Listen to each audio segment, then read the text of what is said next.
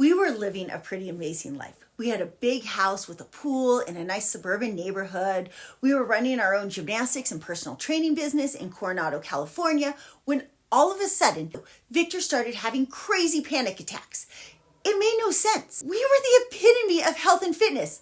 Come to find out, just bench pressing and eating chicken and broccoli wasn't the recipe for ultimate health. After telling doctors we do not want your prescription meds, we want solutions, not band-aids, I spent months researching holistic approaches to healing. A year later, we were able to get Victor back to his healthy self again. But in the process, I changed my perspective on not just health, but life in general. We bought an RV, started camping, took some road trips. I even taught myself how to surf. In 3 years, I went from fit mom to adventure mama, chasing surf and rock climbing. It wasn't an overnight transformation. It's just short road trips at first. Victor would go to work on Monday and I'd pack up the RV and go camp with the kids at the beach.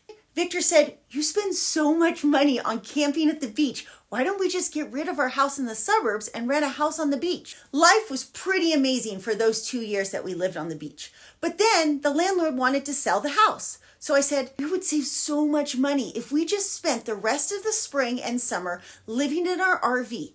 Then come fall, we can find a new rental and settle back down. On April Fool's Day, 2015, we moved most of our furniture into our toy hauler and we bought a 30-foot Class C RV that our whole family could live in. Moving into our RV freed up some money. We took a 10-day road trip up the California coast to Big Sur. Took a 3-week road trip to Colorado and Utah. Before then, we hadn't really traveled much in the US.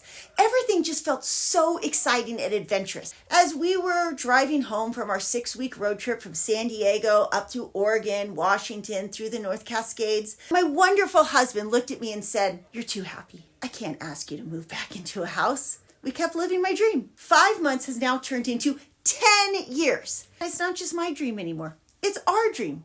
Maybe full-time RVing isn't your dream, but I believe you have one.